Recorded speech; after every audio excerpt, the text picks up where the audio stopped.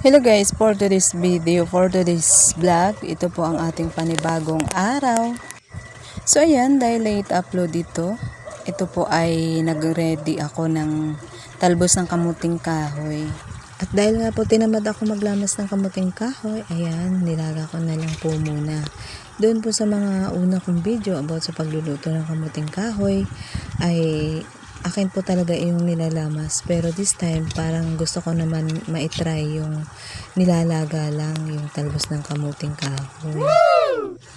So ayan, pagkatapos ko nga pong magpakulo ng tubig ay nilaga ko na nga po ang talbos ng kamuting kahoy.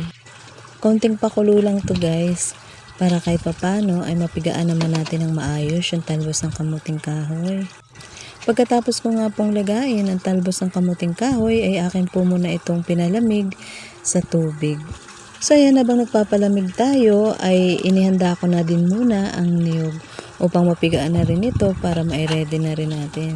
So ayan na nga guys, atin na nga pong nilamas-lamas sa kunting may mainit na tubig ang ating niyog.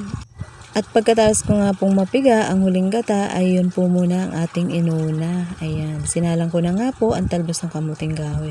Meron na po yung mga ingredients, meron na yung sibuyas, nilagyan ko na rin naman ng luya at bawang.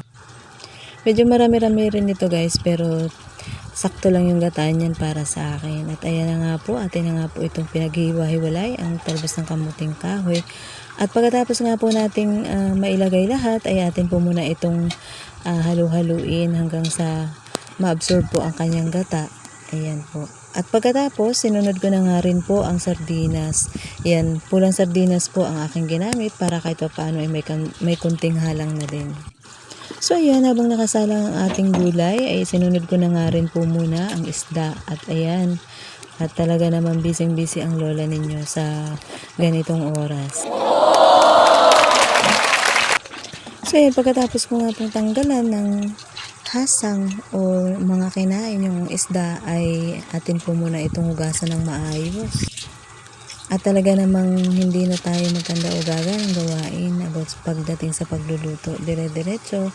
Ayan, sinunod ko na nga din po ang gata na una kong piniga sa aking nilulutong gulay. So ayan, at di rin po nagtagal ay luto na nga din po ang ating gulay. Ready to eat na nga po ito.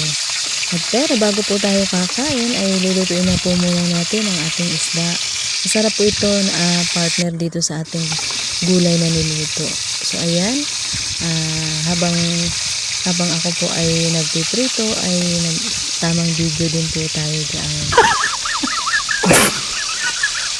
At tiyak sa ulam natin ito, nasisira na naman ang ating diet. Char!